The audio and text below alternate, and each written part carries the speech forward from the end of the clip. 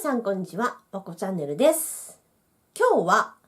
引きこもりと挫折についてお話ししていきたいと思います。この挫折なんですけども、私の一例としての挫折なので、多分その引きこもり経験のある方の人数の分だけ挫折の数があると私は思ってるので、これはただの一例として聞いておいてほしいなと思います。前の動画でもお伝えしたんですけど、私、観光とか旅行とかがすごく好きで、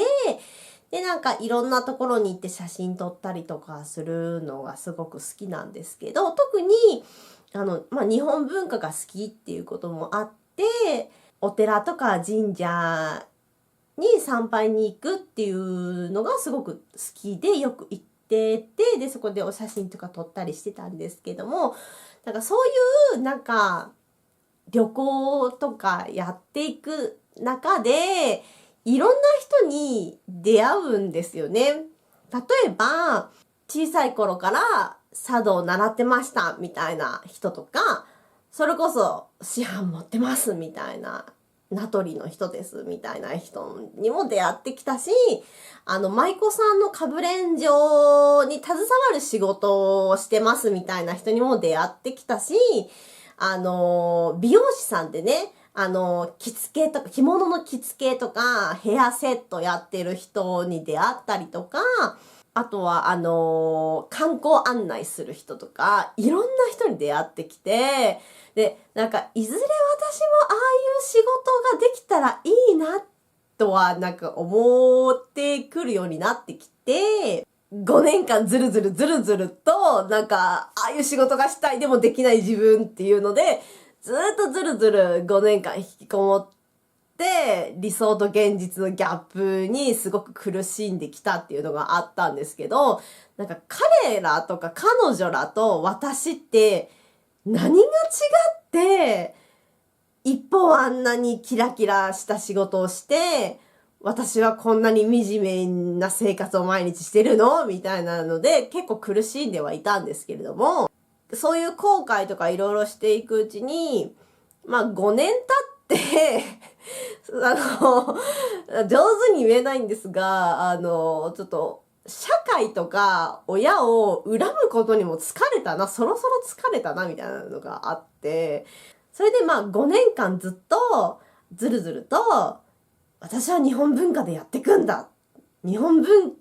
化をやらない私は私ではない、みたいなぐらいに思ってたんですけど、そろそろちょっと現実見ようかなってふと思えた時期があって、それはそう何かって言ったら、自分を許せる気持ちになれた時に結構諦めがついたというか、スパッと道を変えることができたっていうか、一旦は日本文化は置いといて、今は生活を安定させるために、まずはちょっと今はちょっと派遣アルバイトしてるんですけど、派遣アルバイトを始めようと思えたわけですよね。で、そう思えたきっかけはもう複合的というかいろいろきっかけはあるんですが、私はこの道でやっていくんだっていう未練たらたら感が、その長引いた理由なんじゃないかなと思ってて、何の、生きていく武器も、持ち合わせてない自分を認めるっていうのも大事かもなって、ちょっと今なら思います。あの頃はね、すごい強がってて、自分の弱さを認めたくなかったけど、今こうやって引きこもりでしたみたいな感じで言ってますけど、当時私引きこもりってカミングアウトしたら、絶対日本文化の道行けないし戻れないしって本気で思ってたから、自分のできる身の丈のその範囲の生活っていうのを見極められるようになった。その理想が高かったのかもしれないですね。うん。で、最後にいつもの、私の本の紹介です。